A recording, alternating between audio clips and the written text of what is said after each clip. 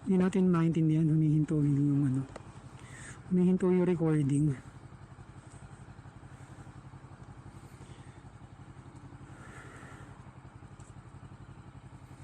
Hindi natin napansin kanina na huminto.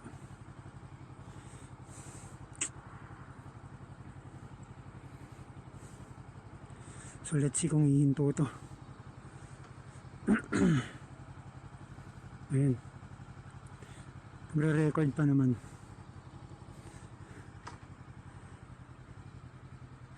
Let's go. Ay, nagre-record pa. Pero dapat di siyang humihinto. Labo niya ito. Ay, record.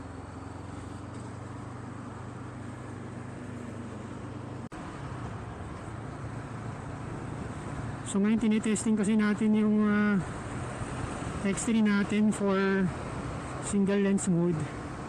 Tapos nakakabit yung ating mic, external mic na $50 na mabili natin sa Amazon.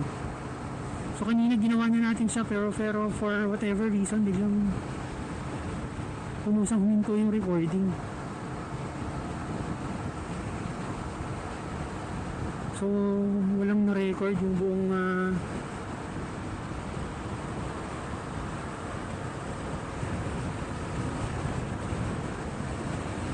walang record yung buong ano natin kanina, buong biyahe from Petron hanggang sa Phoenix.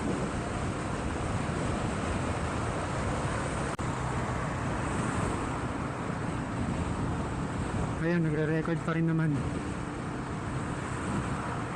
So baka nagloko lang kanina kaya hindi nag-record.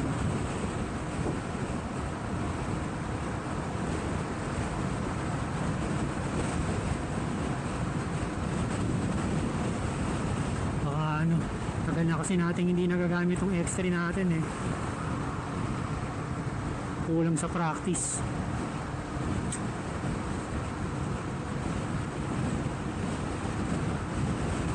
Ngayon lang tayo kasi gumamit ng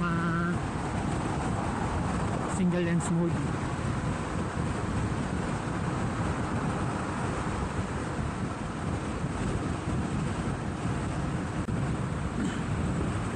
Wala, may nasiraan yata na bus dun. Ayun, siraan. Ayun, may taxi, buti may taxi naman, so at least may sakay.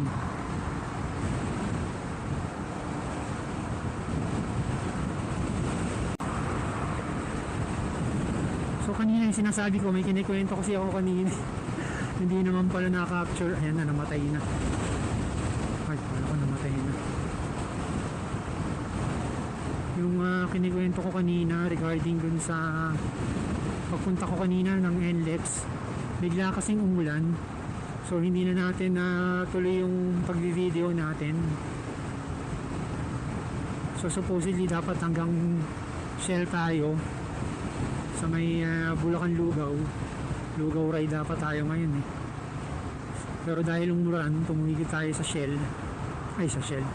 Sa Petron.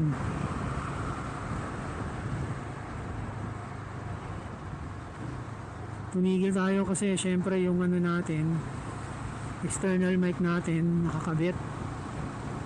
Plus nakalagay kasing adapter natin for the external mic. So pag umulan, medyo delikado yung camera natin. Hindi na kasi siya waterproof. Baka mag-seep in yung ulan doon sa kinakabitan ng mic adapter. So plano na nating bumili ng mic air para at least sa mga ganong instances di tayo kinakabahan na baka biglang umulan. Kaya buti kanina yung ulan hindi masyadong malakas, saka malapit na tayo dun sa Marilao sa may Petron. So umulan siya nung mga bago mag-may kawayan na exit eh. So mga 1 or 2 kilometers na lang from kaya nakahinto tayo kagad at naalis natin yung mic natin yung camera natin sa helmet. Pero sana magkaroon ng update, no, yung X3 na kung maging compatible na rin yung mic air para at least magamit natin siya, magamit natin dito pag tayo ay nakabili na. So pinrefer na rin natin umuwi ka agad para hindi mainit yung natin pagbalik. Tinesting lang talaga natin kaninang mga madaling araw yung ating Ace 402 saka yung road mic. So itong $50 mic natin itetest din natin dun sa Ace 402 para malaman natin kung ano ang sound quality. Ayan, nagre-record pa rin naman siya.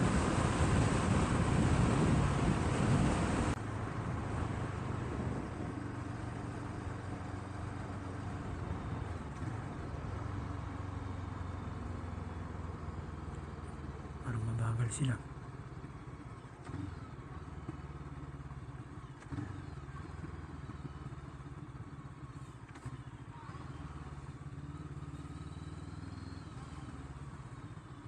Was 1384. Yan, mga namuhuli ng overspeeding, no?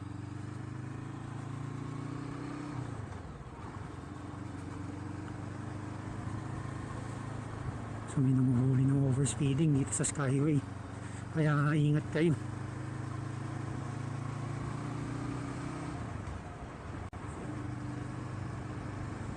Kaya tayo buti na lang di tayo mabilis magmaneho, tatakbo ng motor. Chill ride lang tayo, chill ride.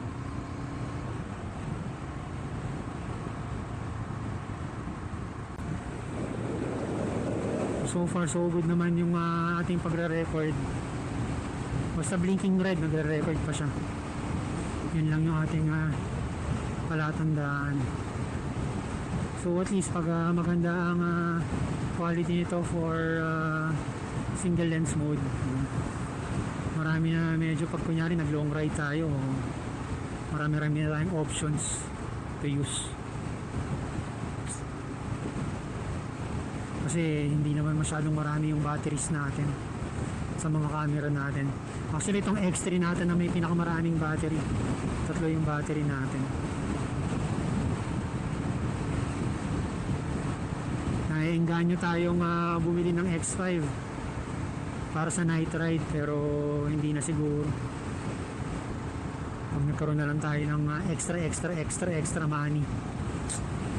Dahil in fairness naman talaga maganda yung X5 sa low light. Parang Ace Pro 2.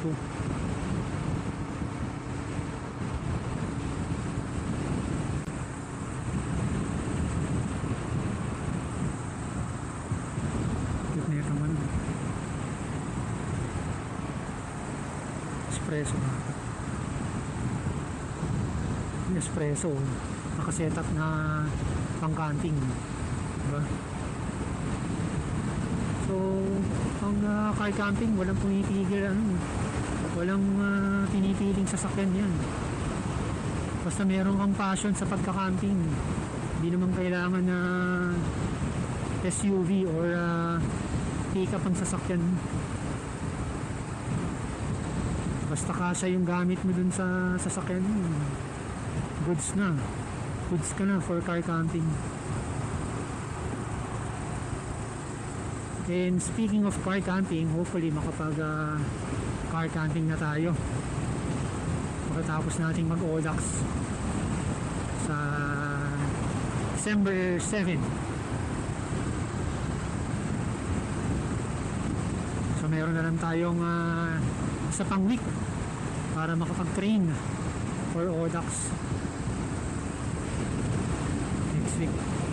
So hopefully next week makapag 200 kilometers tayo ng pagbibisikleta.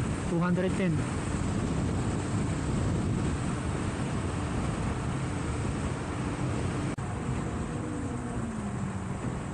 Dito bagal lang tayo, hindi tayo pwedeng pag mabilis dito baka mag-overshoot tayo sa pader, and baka hindi man tayo mag-overshoot sa pader, baka mamaya mag-overshoot naman tayo dito sa katabi nating sasakyan.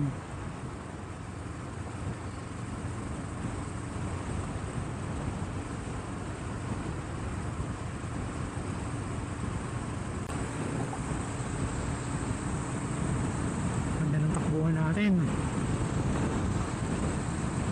dahil maaga pa, hindi pa masyadong madaming sasakyan.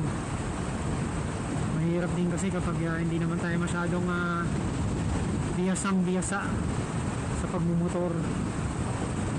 Kapag maraming sasakyan, mas maraming sasakyan, syempre mas mahirap para sa atin. Kaya hindi rin talaga tayo nagmumotor within the metro.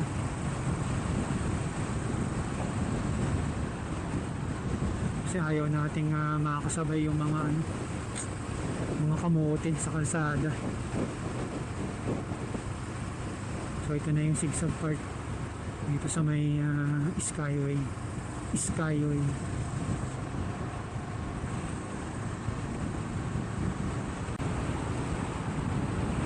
Mas na-appreciate mo yung pagra-ride ng motor no? Pag may nakikita kang magagandang view tapos hindi masyadong mainit, di ba? Panalong panalo.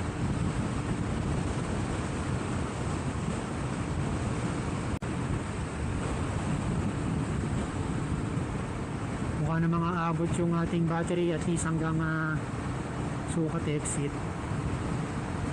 So very good, di ba? At least alam natin na yung mga battery ng camera natin kaya pa ng at least isang oras.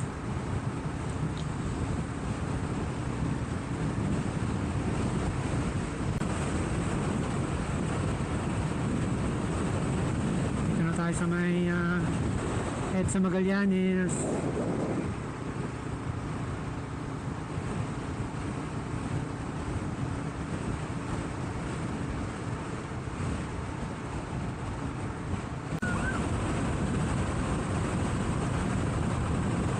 Hindi pa masyadong malakas yung hangin ngayon dito sa Skyway. May mga instances kasi na lakas ng hangin dito, para kang tatangayin. Ngayon sakto lang.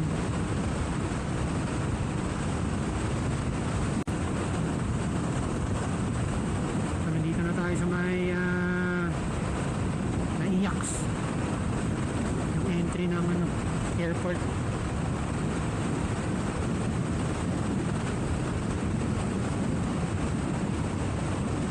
Bakit kaya may mga ganito rito? Ano ba yung purpose? Like,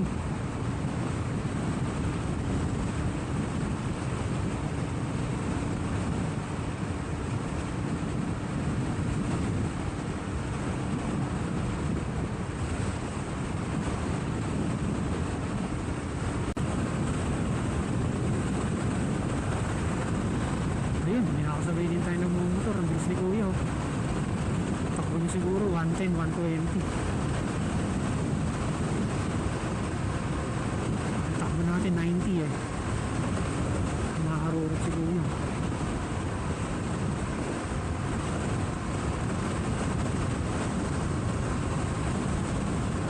Yung sigsag pa nga hindi natin kaya yung mga ganun takbuhan.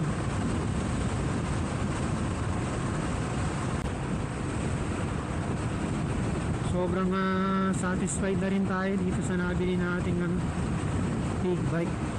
Di man siya branded dun sa mga big companies na Japan Motorcycles tsaka US Made. Masaya na rin tayo dito sa motor natin dahil unang-una mayroon naman siyang dating. Papalingon din naman yung mga ibang tao na sa itsura ng motor natin. scrambler kasi siya, so diba, may dating. Tapos 500cc, 471cc, so hindi siya ganun kalakas para sa atin. Sakong sakto lang for a beginner ride nung nagsimula tayo. Dahil nung bumili tayo ng big bike or nag-aral tayo magmotor, before tayo bumili ng big bike dahil hindi naman tayo marunong magmotor. So sakong sakto lang siya for a beginner. And until now, di ba? Sobrang okay na okay pa rin siya. Awa naman ng Diyos wala tayong major na issue dito sa motor natin. May mga ilan na lumalabas na katulad itong ignition, may hard starting na. Pero dahil daw yun sa matagal na natin, kasi hindi naman natin madalas nagagamit to, tsaka baka napanis na daw yung tangke natin, hindi na sumasara ng pusa, kailangan na natin siyang imano-mano with the key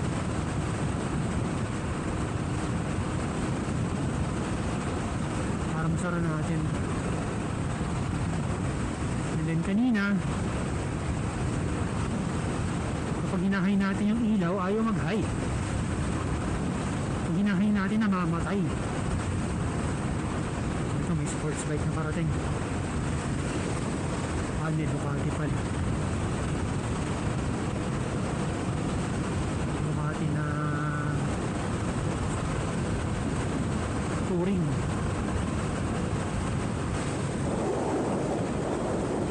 Nandito na tayo sa may sukat na tayo, and we are happy na umabot yung battery ng ating X3 hanggang dito. So very good.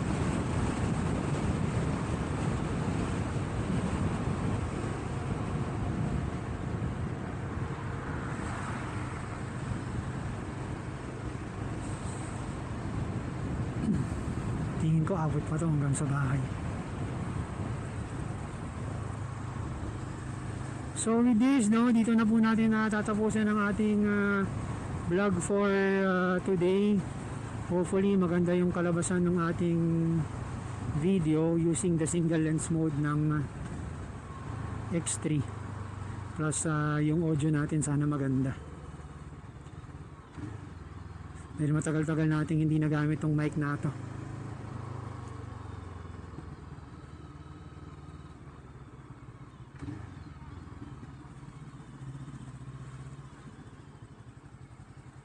Yo, 1131.